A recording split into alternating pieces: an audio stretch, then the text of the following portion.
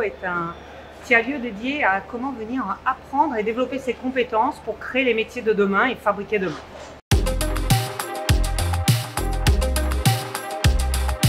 La naissance de ce tiers-lieu qui est le Chaudron, c'est la suite de la naissance de plein d'autres lieux que j'ai fabriqués.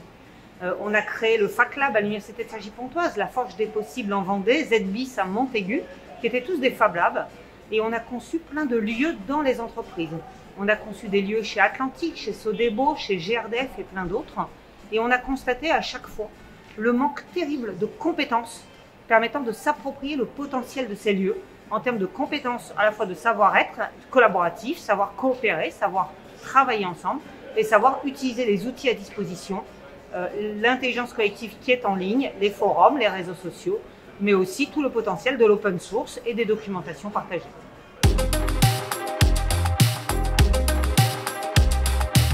Je crois que c'est toujours le même, c'est la convivialité. D'abord la convivialité. Comment faire un lieu qui soit vraiment ouvert à tous, c'est-à-dire aussi bien à l'entrepreneur qu'à l'étudiant, à l'enfant, aux parents, aux retraités, à l'artiste, à l'artisan, aux demandeurs d'emploi bien évidemment. Et comment créer un lieu dans lequel chacun va se sentir chez soi quand il passe la porte. Sentir le fait qu'il soit bienvenu, que ce lieu soit à lui et que c'est à lui d'en faire quelque chose.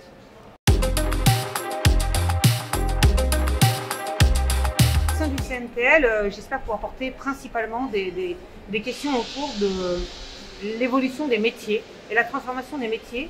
Et si je considère qu'il est évidemment très bien d'accompagner les demandeurs d'emploi et les jeunes en formation, je pense qu'il est essentiel de s'occuper de l'employabilité des salariés en poste actuellement qui font face à des mutations absolument exceptionnelles du monde du travail et qui doivent être accompagnés pour pouvoir redévelopper une forme d'autonomie dans un monde qui change et dans un monde qui est hautement à la fois numérique, collaboratif et coopératif.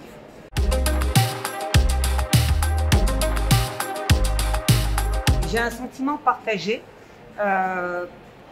parce que j'ai déjà vécu l'appel à projet des Fab Labs en 2012 qui à la fois a impulsé une vraie dynamique mais aussi a divisé et séparé.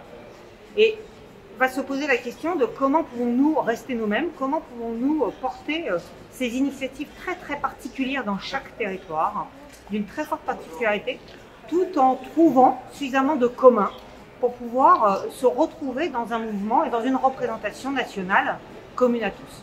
Mais je crois que le mouvement a atteint un niveau de maturité et qu'il est important de le faire maintenant. Donc nous allons devoir faire ce chemin et c'est un nouveau chemin qui s'ouvre.